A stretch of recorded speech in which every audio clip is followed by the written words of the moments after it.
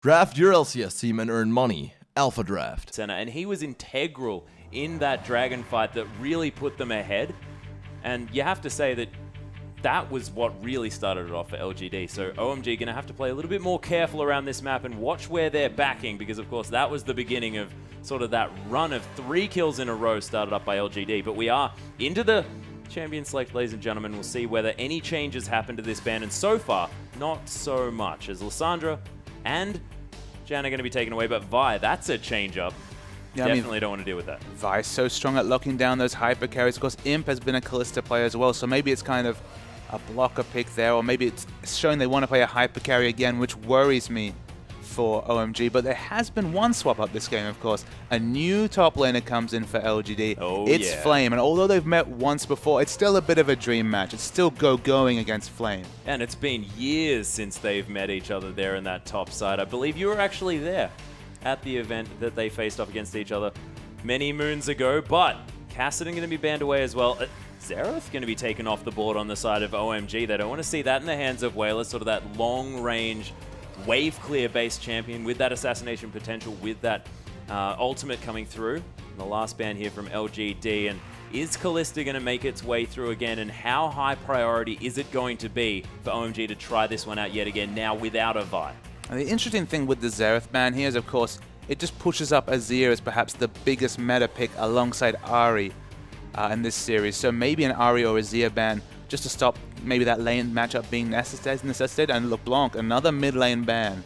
You have to think, if OMG can just lock in Cool's Ahri, of course, his trademark champion, you have to really start going to the deeper parts of Whalers' champion pool to deal with Ahri in this situation. Yeah, well, that is a very good point, because there's a lot of mid lane bans here. Cool hovering over that Ahri, and we might have to see yet another bird in that mid lane. Of course, Whalers was talking about the fact that, you know, this was to do something with the fact that he hadn't practiced up that many other champions. Everything else was banned. Has played Lissandra in the mid lane, Xerath as well, LeBlanc, Kassadin. These are Whalers champions. Flame now gonna just insta-lock that Rumble, and it's just going to be Acorn all over again. He's going to do his best Acorn impression. Of course, with some of the bans coming through, we saw actually OMG banning out this champion twice, but Rek'Sai's fallen through the bans and picks. I don't like the idea of a Nivea, just because against LeBlanc, you know, you can catch her when she's going in with her Mimic, with her Distortion. You can pick her up in trades, but there's so much mobility on this Ahri, the newly buffed Ahri. It's very hard to lock her down with CC. Still some picks available. If I was a betting man, this is a optimistic bet. How often have we seen Whalers go for those flare picks? Go for the Zed against Dade, for example. Ooh, yeah. Try something crazy. So I wouldn't be surprised to see him pick up the Azir here and try and do this matchup justice. Of course, you could go more defensively, maybe an Orianna or one of those other choices, but not the flare that Whalers is known for as the picks start to come through. Yeah, hovering the Kalista and the Jarvan here on the side of OMG. Jarvan, a fantastic lockdown champion here as well, can create a lot of terrain for LGD to be forced to move around. He's going to lock that one in, and with Kalista here as well, might be able to have a little bit more of a chance of setting up the fights that they want. So it'll be interesting to see if LGD return. Well, they've already locked in the Sivir, so we will have the Sivir versus Kalista matchup. Maybe the Leona to have a bit more lockdown potential. No, they're going to be happy with the disengage coming through from Braum. Yeah, and the Rengar being locked in here for Xuen as well. So able to pop that Thrill of the Hunt. You still have a similar feeling to that Assault and Battery if he manages to land that Empowered Bowler right on top of the face of the carry of choice here and have a fair bit of lockdown. It's a similar issue, but we'll see whether he can get through that sort of difficult early game that Rengars tend to struggle in. And against the likes of Loveling on this Jarvan as well, things could be difficult. And what is going on here? Low is looking at it yet again, and he's locked it in. That's going to be the Maokai support yet again, Papa Smithy. We get to see it. The third different AD carry we've seen paired with the Maokai as well. It's just, they're happy to send it with any champion. That's just how confident they are in that pick. On the Thrill of the Hunt, of course, combination is available for LGD. And I mentioned the Assassin flavor here. You could see this, of course, another one of these famous skill matchups for Ahri. Of course, once Zhonya's comes in, less options for Zed. Whalers is an excellent Zed play. That was actually banned out in the series we were speaking about. It's available here. It's a skill matchup. Why not opt into it after you've already taken down Cool in lane? Yeah, exactly. He is going to lock it away. That is going to be the Z in the hands of Wayless, and we'll see whether we see any more Zephyrs coming through from this guy, of course. When he's picked it up in the past, that has been his final item of choice. An interesting one, but we've sort of come to happily call it the Mana Zephyr. Yeah, the Mana Zephyr, and specifically the Mana Stinger. He always gets that Stinger early, and you're like, oh, that attack speed on Zed. Such an important statistic. But cooldown reduction, I mean, that's good. It means he can go through that energy a whole lot faster. Oh, that's min-maxing right there. But the draft's a lot better from OMG here, even with the shenanigans of the Maokai support. You can look at their comp and say, okay, we've got Dive, and we've got Dive buddies. We do have Maokai going into the front with the Jarvan. Of course, it's going to be a support Maokai, not going to be the super tank Maokai, but there's going to be a front line that Maokai's ultimate works with. They've gone for the Kalista again. They don't have that much peel for Kalista, so of course that could be an issue. Only the single target peel coming out from the Maokai, and the rest of the champions are all about going in, but such a strong front line. They finally get the Aurelia coming out, because Aurelia was banned in the first series. Gogoing has been at his strongest in the LPL on the Aurelia. It was kind of trivialized last game because of the comp, but he's going to have to show a lot more this season. I really want to see Gogoing and Loveling put their best foot forward after being trivialized in the last game. Yeah, and Gogoing as well now on this sort of classic split pusher, more of a carry-style champion as well. This is what we expect coming out from Gogoing, and he's going to be far more comfortable now on this Aurelia, able to make big plays, able to be this massive champion that not many people will be able to go up against in that late game, and an answer for Wayless' split push on this Zed. I mean, the crazy thing is there's trademarks across the board. You have to say Lowe's new to the lineup. Maokai might be his trademark. Gogoing's Aurelia. Cool's Arya. I mean, you can't speak much bigger than that. There's hype across the board from OMG, but they need to win this game. Oh, yeah. So let's see if they can as we hop onto the Rift.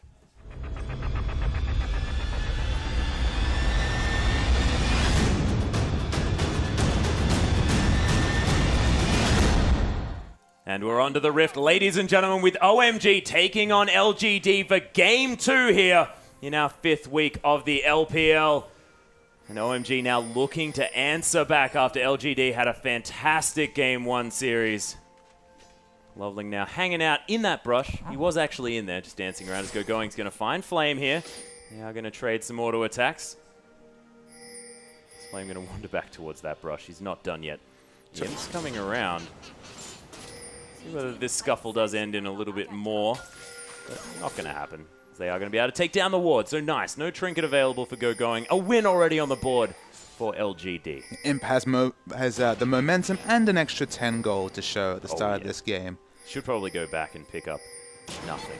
But this has actually afforded LGD probably more aggressive invades than they would have expected for Vision. You always want to invade a Rengar for Vision early, just to make his jungle path that much more predictable.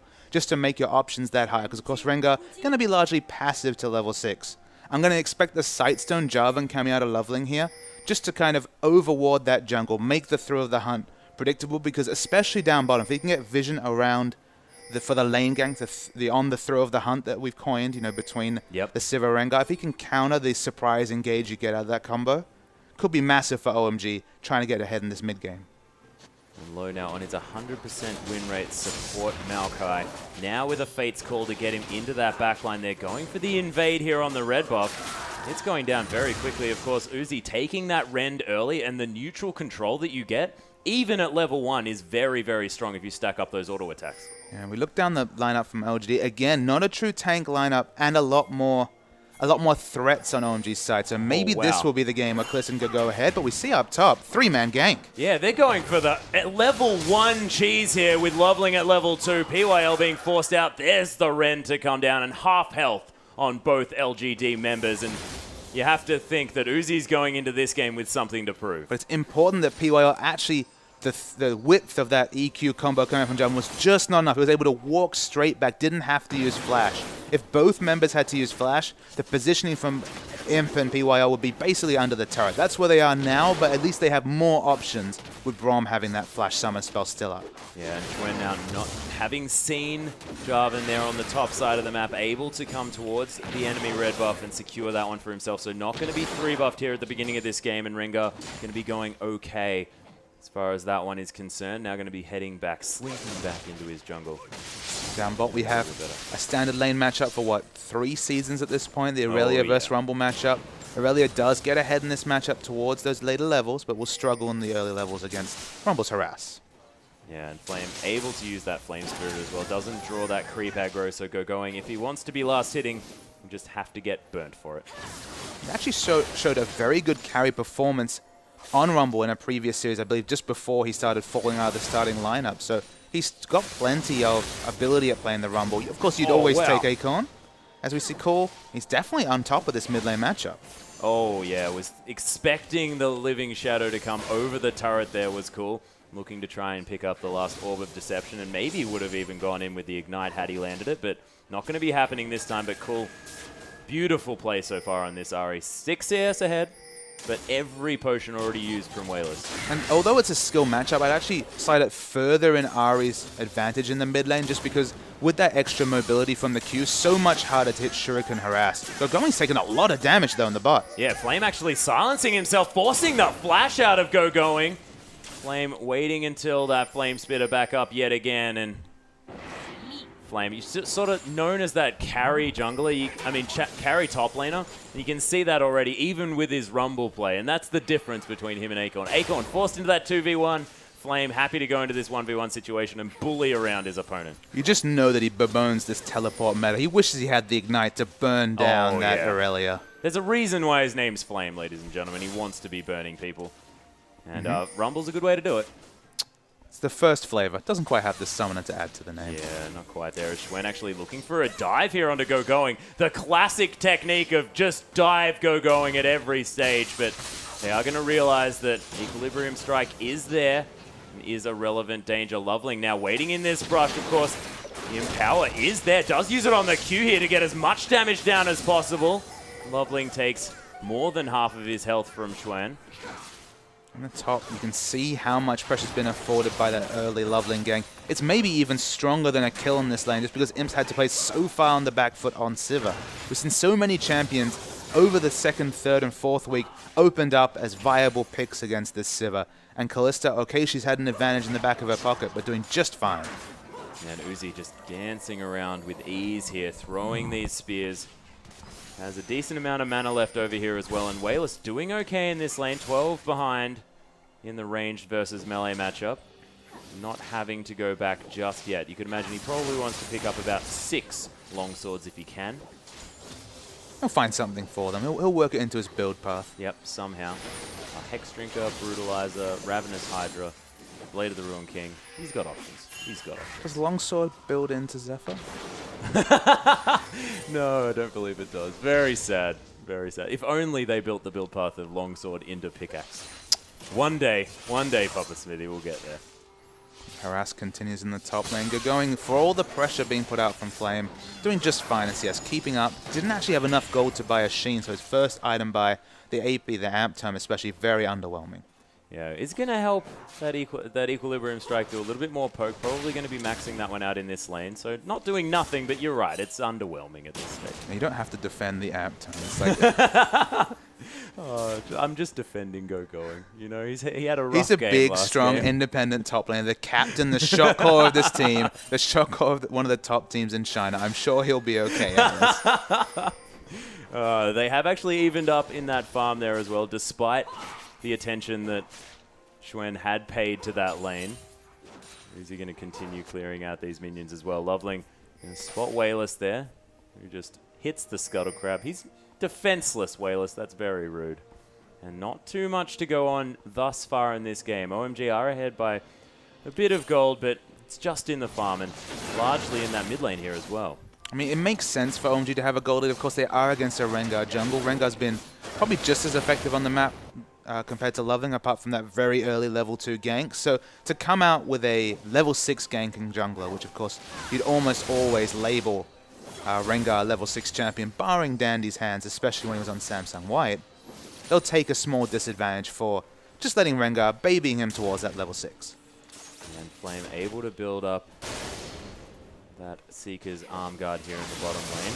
Oh, Wayla's going to dodge out of the way of all of the damage from that Q from Cool. Nicely played. There's the ultimate to come through, though. The Ignite's down already as Cool looks for the charm, doesn't find it as Wayla's going to use that death mark. Oh, flashes out of the last tick of damage. The flash! And Cool picks up first blood as Loveling just wanders through and gives him a clap. What wonderful 1v1 play there in the mid lane. Insane 1v1 coming out from Cool. I thought for sure he'd have to deal with just walking away, forcing him back, but flashes in aggressively. There's a reason why Cool and Ahri are so intertwined, but Twen, he spoils the party.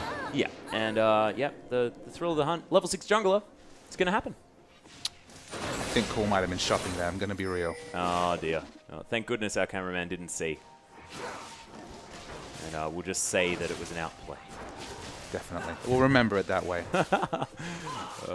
Nicely done, though. So evening it up there just a little bit to LGD, but this mid lane matchup definitely still going to be in favor of Cool, of course, with that first blood gold. Equalizer going to be used on this wave here, actually trying to get some extra damage down onto Going, but unable to do so. His flash just available yet again.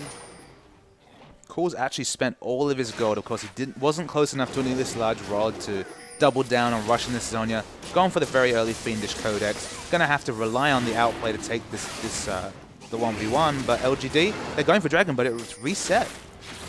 Does reset, goes back into that pit. That does mean that there's not going to be any vision of it for OMG, and the early Dragon this game going into the hands of LGD.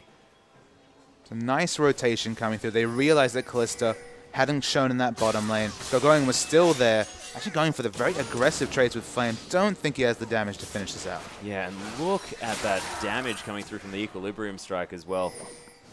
Really making sure that Flame takes as much as he possibly can whilst he's slowed down there. Making the most of his amp tone. Oh, making the most of that amp tone. And I'm not just defending that yet again, but it is doing some work. Ah, video games. Beautiful. Is OMG going to clear out a couple of wards here as well? Bottom lane's resetting towards this bottom side of the map. OMG going to be pretty upset that they didn't do that a little bit sooner so as to have that man advantage for that Dragon. It is going to be another 6 minutes until that one is available again, as Loveling going to start off this red buff and look to gank some more. Our top lane is going to meet each other towards that top side of the map. Things all going right in the world for them, as they're not going to have this upside down situation. I'll reiterate my point from the first draft phase, is that Ahri on blue side is one of the scariest picks you can give away in the draft. You have to really ban it on the red, especially against OMG, with that proficiency of Cool on the champion. Even with the little tweaks, the champion, the mechanics to play are basically identical. Obviously a little bit more strategic play with the Q to dodge skill shots. I mean, Cool is an old school Ahri player. Wonderful blind pick champion, so strong, and beautiful burst of damage coming through, and we might see another trade. Yeah, Deathmark does come through here. Schwen's here as well, as Cool is just gonna get deleted. Wayless picks up the kill, and Cool maybe a little bit overly aggressive as there's a fight in the bottom lane as well. Uzi actually having to flash away from this one, as LGD are doing a decent job trying to escape on this side. Low gets taken out there as well, but Schwen, he's gonna find him, and there's a brilliant equalizer for a double kill for Flame. And we thought Acorn was the Rumble God. Flame is definitely doing it some justice as well. Acorn, eat your heart out. That's what Flame's thinking right now with the wonderful double kill. But OMG, their shot calling has been fairly shocking this series. There was no need to go for that overly aggressive dive. They just seen their mid laner fall, so they knew that Rengar and Zed were in transition. They fall. They're going to lose this bottom turret, or at least most of their health on it, instantly in that trade. And all their hard work, all that early game, is kind of undone. Yeah, it is, and look at the CS advantage here for Uzi as well, but now with this extra global gold, with the fact that Imp had a little bit more time now in lane, and those couple of assists as well, giving him a lot more experience, man, it's pulled it back definitely here for LGD. I mean, the list of excuses for OMG's lack of results is starting to grow thinner and thinner. We've said poor drafts, and that has been true. Their Game 1 draft wasn't much better either. But their draft here is strong, and their play in the early levels was smart, but this hole they find themselves in, 1,200 gold and a Dragon down, it's one of their own making. It is, but Cool is going to take down OMG's favorite turret, the outer in the mid lane. They are going to be able to start getting that very forward vision if they would like to. Of course, now behind just a little bit, but it's only 400 gold. Loveling's going to find Flame taking down these Gromps, and the Cataclysm, you're not going to be able to flash out of it when you've just used your flash. Cool going to pick up the kill. Yeah, aggressive landing from Core. He has the wave clear advantage against Zed, so it's an excellent roam. Picks up another kill, but no objective to pick up from that pick. That's what OMG need to double down upon. They cannot let themselves get into a vision hole against a Rengar jungle. Schwen has been so on the mark with the thrill of the hunt. 2 use of that ult, 2 kills. This Rengar is getting scary. Yeah, and this is something that we haven't seen. Of course, Rengar has seen sort of very mixed results in the LPL, but now 1-0 and 2, we might be able to see this Rengar with a lot of power coming into this mid-game. And PYL going to be warding up the enemy jungle here as well. And PYL on the Braum. Haven't seen this one coming out as Loveling. Possibly going to get spotted going through his jungle. Imp's going to wander through as well. And nice play coming from Loveling. Not going to go too aggressive. It is smart of them to back away there. But they've got a doubled Sightstone situation here. We expected Loveling to pick up that Sightstone. He's done it, of course, before he's even finished his jungle item.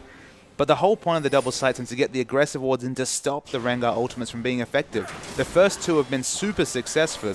And the Kalista, of course, Low is, of course, going to want to stay near Uzi to open up the potential of that Fate's Call, to open up the potential of Kalista's W. The result is they've got no aggressive wards down in LGD's jungle, so they're kind of wasting the usefulness of that double Sightstone. Okay, they do spot out Chen at his red buff. That's 1 ward, but this should be an over-warded LGD jungle, and it's certainly a long, long way away from that. Oh yeah, as you can see, the pink ward's still alive here, but here's the fight in the top side. The Equalizer going to come down, going, taking a lot of damage from a Silence Flame, and Schwen, he's going to come in. Doesn't quite have the Blue Fury, but there it is. Wayless just comes in from the backside, and the flash out from Schwen as Cool comes in. The charm doesn't quite land, but Schwen, you are definitely dead. And the answering kill, the 1-for-1 in the end for OMG. So what is happening with these wards? They're not being used aggressively. Okay, another cornerstone of OMG's gameplay is to ward defensively for going, but 3 men come into his lane because they haven't even used those wards defensively. Why are they investing so much gold into double Sightstones if this map is so underwarded for OMG? Yep, Cool does pick up an extra kill for it, but you're exactly right. It's uncharacteristic of OMG's play just generally to make these reckless plays. It's just, again, they're not paying towards the comp they've picked or even the items they built. Okay, if we saw the Warrior Rush coming out of Loveling, if he was doubling down on damage and trying to duel this Rengar in his jungle, sure, I can understand. But he's already committed the 800 gold for the Sightstone. They need to make value of that either offensively or defensively, and they haven't. Now, LGD going to start up this Dragon. Full vision now available for OMG. They're all collapsing on it. I don't think this is going to be free this time for LGD, as it is going down very, very low. Are going to be able to secure it here, and they're going to use the ultimate from PYL in order to just disengage. Winter's Bite comes in as well, and LGD with a free Dragon. LGD, again, against double Sightstone, picking up 2 dragons. They have the Sivir here, so of course they have the disengage and engage options with on the hunt. So they're really snowballed in terms of objectives. For them to have the 2 dragons is a big bonus for LGD because they would not expect that given the item pickups. We'll see whether Uzi can make this difference in the late game as we see him here taking this red buff. Rend is stacking a lot onto that one as Uzi's going to be able to pick that one up by pressing E. But without a Vi, could this Kalista really be what OMG need in the end of this game, in the later stages? I mean, obviously the big thorn in her side is going to be the Zed. Wayless 2-1, doing just fine. But he's in this particular moment in a lot of trouble. Yeah, actually gets Arcane smashed out of the way of the charm, which is quite unfortunate. The Exhauster comes through, and Whale is trying to do the best that he can to get a follow-up, but doesn't quite get there. Going. Takes an Equalizer here as well, flashing out of the way of that Empowered Bowler. And Flame looking for him. He gets slowed down. PYL's here as well. He tries to teleport, but doesn't manage it, and Schwen picks up the kill. He loses both summoners there. The one thing you can say is that Wayless kept onto his flash when he died in the bottom side. The answering kill gets 2 summoners out of going. Suddenly the split push is looking so much less effective because he's going to have to either have an overwarded jungle or just to play really defensively with both summoners down. And Flame still with a slight advantage in that top side of the map, but Trinity Force has been completed by going. So has hit that spike relatively quickly. His 17 minutes is not too bad, especially considering his scoreline not being that impressive at this stage.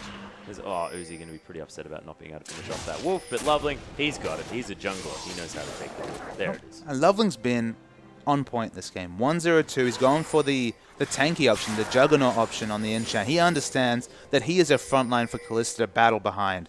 Makes a lot of sense. You look at the comps here. If they can avoid the Z damage, when the QSS finally comes in for Uzi, he has a lot of outplay potential on a Z with that passive reset, trying to avoid those auto attacks and confirming the passives. So there is plenty of outplay opportunities. And again, only really Rengar for a frontline. There's options with the Kalista, but Loveling's going in. Yeah, Flame actually going to stand as back as he can so he can at least get some tower damage, but not going to happen. And Uzi going to pick up his second kill of the game. And Kalista definitely looking like a stronger pick in the comp that they have right here. They're going to take a second inner turret.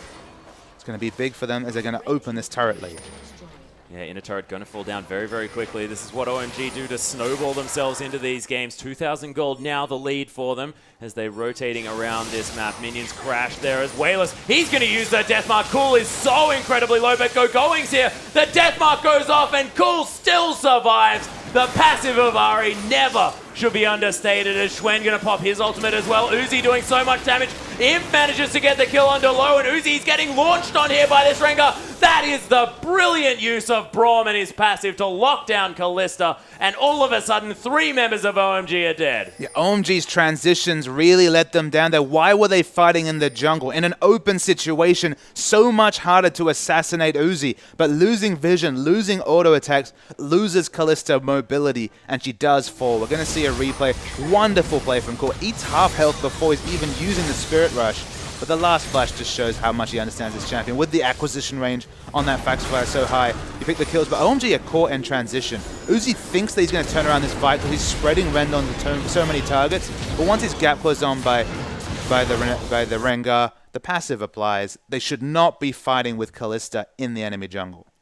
He's just not able to focus onto any targets here as well. So Schwen managed to get that Thrill of the Hunt down, and you can see the beauty of this Braum pick coming in, because as soon as he gets a single auto attack or a Winter's Bite onto Kalista, it just takes the rest of the team getting a few hits in, and she's stunned up and she's dead. It's a good point there. They do have a lot of dive. If this Wayless is able to get a stun, when he's going in with the ultimate, of course, it gives him a stun alongside the burst damage of the death mark. So again, QSS now doubly important. Even the defense from Braum's passive might be very relevant in a fight.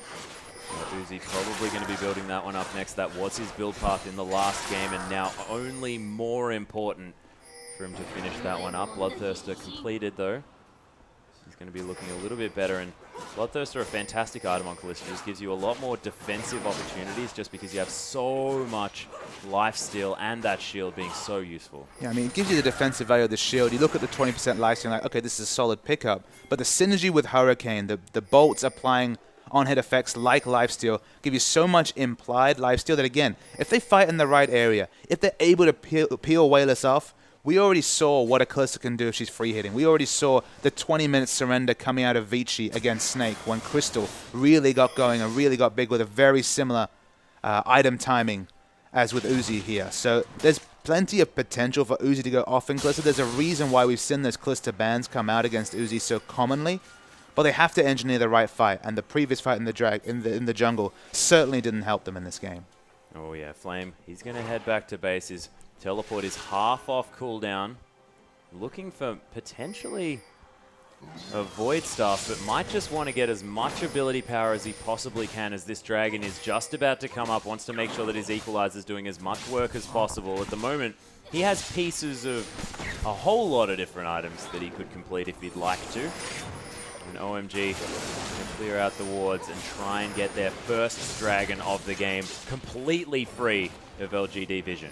You have a lot of dragons secure with that Kalista, so they will pick it up. And Wayless is caught. Oh, the charm lands here as well. He tries to Living Shadow his way out, but he doesn't manage to, and Cool easily able to close the distance, and they get a dragon and a pick. Yeah, the double sight zone actually comes up trumps finally at the 22-minute mark, but you can see that LGD have position. They're trying to push in aggressively, but OMG are not stopping.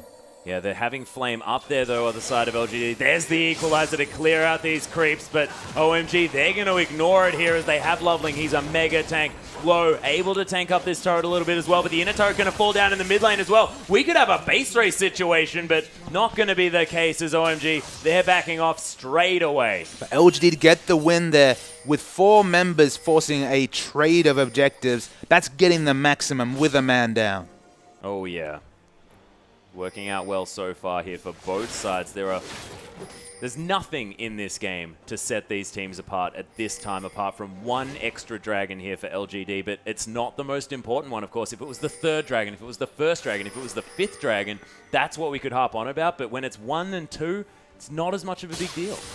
My focus is going to be whether Low and Loveling can work together like the Dandy Martyrs of the past. If they can actually use the double Sightstone to get some important vision to open up this map. Because remember, OMG are ahead in turrets quite significantly, 5-3, 2 inner turrets down.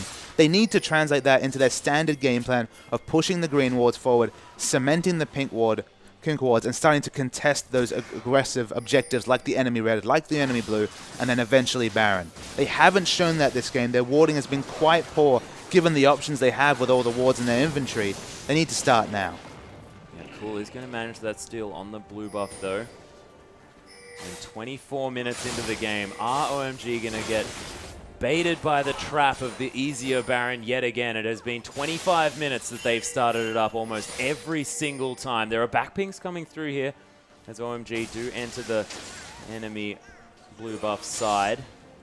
Loving is going to steal away these wolves. Gets himself a little sentinel for that one too. It's going to be checking things out. Schwen collapsing down as well. Wayless looking for a potential flank here. Hourglass completed on the side of Cool, so he's not going to quite be able to be assassinated. Spirit Rush not going to be used just yet. Thriller Hunt's going to find Loveling here. He's going to launch himself out of the brush, forcing the flash out of Loveling. There's a nice equalizer to stop him. They might be able to solidify this pick as TBQ actually launches himself on top of Loveling, but Flag and Drag just gives him too much of an escape tool. Yeah, Chwen almost overly aggressively goes in there. Loveling's able to get away, but importantly, Gogoing was very solid on his teleport. They were the big objective there they wanted to get down was Gogoing's teleport, so they could open up the Swift Bush either from Wayless or even Flame with the teleport advantage. But Gogoing holds onto that cooldown. They don't lose a member, importantly. And LGD actually are going to get reacted on with this OMG mid-turret push. Yeah, Uzi doing so much damage to this one. LGD unable to save it here, but Gogoing might be in trouble. Glacial Fissure comes through. Nice empowered bowler onto Gogoing there, but the turnaround fighters come in as Low is right in there. Cool picks up the kill onto the support as Schwen just forced out of this fight. Has to flash out of the way of that charm, and OMG, they're not stopping the onslaught here. LGD, they don't have an equalizer just yet. Uzi is well inside the base. And so happy just to dance around the skill shots here on this Kalista. Loveling very low on mana, low. The other frontliner low on health. So they need to back away and shop and spend some of the gold they're sitting on. 2,500 gold is the stack, but the face check comes in from Imp. Oh my goodness, Imp just gets eliminated straight away. Schwen dodging out of the way of some of these skills, and Thrill the Hunt does activate, so he is safely stealthed. But without an AD carry, and it being 26 minutes into this game, OMG might even look to Baron. And Imp got so many superlatives said about him in the first game. He played wonderfully well in the Graves. It's just a needless face check. He might have expanded from the information and said, okay, they have low health values, they're just going to back off safely. But he was far too aggressive face checking a jungle against a double Sightstone team. There's no need to check for that red. Red buff is wonderful, but your life is so much more important. Oh yeah, and Imp is going to be up in a couple of seconds, but not going to be anywhere near this Baron. OMG not going to be going for it just yet as POL looking to clear out this pink ward perhaps. But it is going to be the blue steel to come in. That goes into the hands of Wayless, and this huge creep wave in the bottom lane going to go over to Uzi, but it is going to give LGD a little bit of time with a man advantage around the Baron. They're going to get position on Baron here. They should not be allowed to do that with the big shops coming through from OMG. A straight frozen heart built up from Gogoing here. He's just looking to negate the 3 attack speed based champions on the LGD side with that purchase. They've massively powered up. There was about 7,000 gold sitting in their pockets as they got that pick on Imp.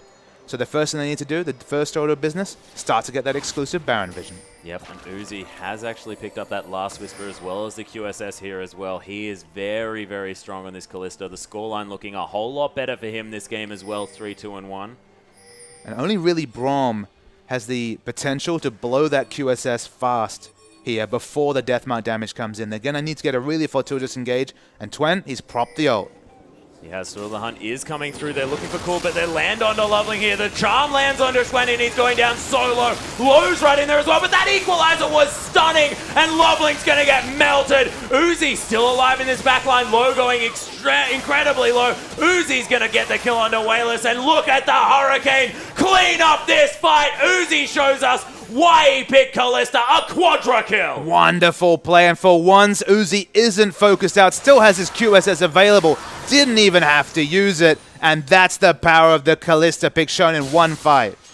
And they are going to be able to possibly pick up an inhibitor from this one as well. Death time is quite large. 10 seconds still remaining on PYL, who's going to be the first one available. This inhibitor going to fall down. They might even do some work on the bottom lane one as well. You start to see why Kalista shows so much priority. You have to go so many tools to deal with that champion. Whether it's the Vi, whether it's the Quadra CC engage. If you don't have a plan to deal with Uzi on this Kalista, your whole team will pay the price. And you have to keep her down for the whole game as well. We saw Uzi never get going in the last game, but now after that fight, 7-2-2 after we just listed off her other scoreline, looking a whole lot better and going to be able to go back and purchase almost anything he wants on that champion. And let's look at it again. So we're going to see the fight right here. Again, you have to watch Uzi. He's the big factor in this fight, but the tanking that comes in the front line is so important. The equalizer, importantly, doesn't go on to Uzi. He doesn't start doing orders till very late in this fight, but look how low health the members are, and crucially, Twen was the one super chunked out by the first charm.